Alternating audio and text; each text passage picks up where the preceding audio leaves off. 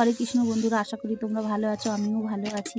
আর দেখো আজকের একটা খাবার বানাচ্ছি, তার জন্য নিয়ে নিয়েছি আমি একটা ক্যাপসিকাম, কিন্তু এইভাবে কেটে নিয়েছি। টমেটো বেশি ছিল না, একটা টমেটো কুচিয়ে নিয়েছি, আর 7-8টা মতো কাঁচা লঙ্কা কুচিয়ে নিয়েছি, ধনে পাতাটাও নিয়ে নিয়েছি। আর ফুলকপিটা আমি ফুলগুলো ভালো করে ধুয়ে আর স্ক্যাপারে কিন্তু ঘষে নিয়েছি। দেখো ফুলকপিটা কত সুন্দর হয়েছে। স্ক্যাপার না থাকলেও যতটা পারা যায় কুচিয়ে যদি নেওয়া যায় তাও হবে। আমার স্ক্যাপার ছিল তাই স্ক্যাপারে ভালো করে আমি ঘষে নিয়েছি। এদিকে আমি 3 থেকে ছোট কাপের 3 কাপ মতো আটা নিয়েছি। যেমন রুটি হয় সেরকমভাবে আমি আটাটা মেখে নেব। একটা কড়া বসিয়ে কড়াইয়ের মধ্যে 2 চামচ সাদা তেল দিয়ে দিয়েছি। তেলটা বেশ হালকা গরম হয়েছে। এখন আমি একটু কালো জিরে দিয়ে দিলাম। ওটা ভালোভাবে ভাজা হয়ে গেছে। এখন সবজিগুলো সব দিয়ে দেবো। আমি আগে ফুলকপিটা দিয়ে দিচ্ছি। সব দিয়ে আর পরিমাণ মতো লবণ দিয়ে দিয়েছি, দিয়ে একটু ভালো করে ভেজে নিতে হবে। আমি একটু গুঁড়ো গরম মশলা দিয়ে দিয়েছি। গুঁড়ো গরম মশলা দিয়ে আরও ভালো করে নেড়ে ছেড়ে দিচ্ছি। আর দেখো একটু টমেটো আছে আর ধনেপাতা আছে, তার জন্য একটু জল জল মতো আমি আরও ভালো করে এটা জলটা শুকিয়ে নেব।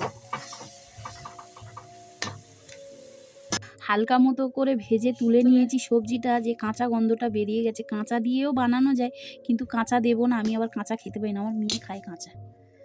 আর আমি এখানে দিয়েছি কটা কিশমিশ দিয়েছি, আর যেহেতু টমেটো কম বলে আমি টমেটো সস দিয়েছি, নিরামিষ টমেটোর সস আমি দিয়ে বেশ ভালো করে এখন মেখে নিচ্ছি।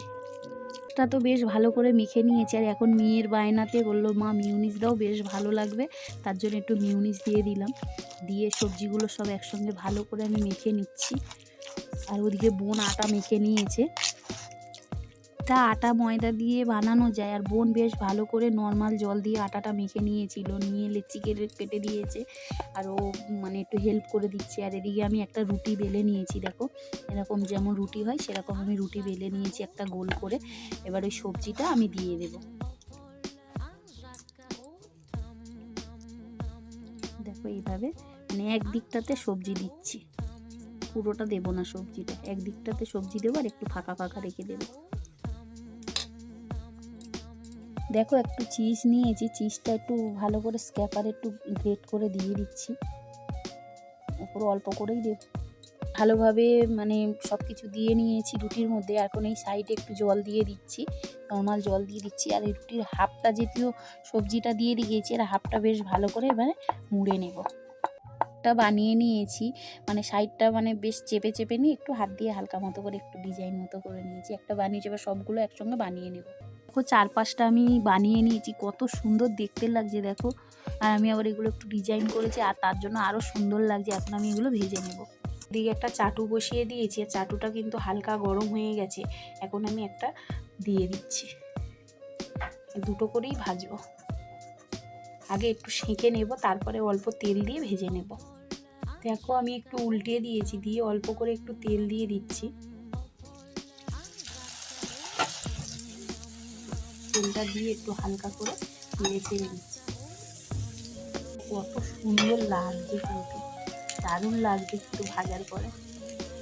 দুটো ভালোভাবে ভাজা হয়ে গেছে, দুটো আমি তুলেছি, বাদ বাকিগুলো সব একই রকম করে ভেজে নেব। আমি একটু চেপে চেপে দিচ্ছি। মাছটা তো আমি ভেজে তুলে নিয়েছি। আর এদিকে মেয়ের এত জোর খিদে পেয়েছে, মেয়ে খেতে বসে গেছে। আমি তাও একটা কেটে তোমাদেরকে দেখাচ্ছি ভিতরটা কেমন কি হয়েছে। দেখো খুব সুন্দরভাবে কিন্তু চিজটা গলে গেছে। আর এটা টমেটো সস দিয়েও খাওয়া যায়, না দিয়ে এমনি শুধুও দারুণ লাগবে খেতে। আমি এবার বাদ বাকিগুলো সব ভেজে রেডি করে নেব। সবগুলো তো আমার বেশ ভালোভাবে আমি বানিয়ে নিয়েছি। আর দেখো এগুলো কিন্তু বাচ্চা বড় সবার টিফিনের জন্য তো খুবই ভালো হবে। আর টিফিনে দেয়া যাবে, আর ভালো বেশি ওরা খাবে। হয়েছে অবশ্য কমেন্টে জানিও।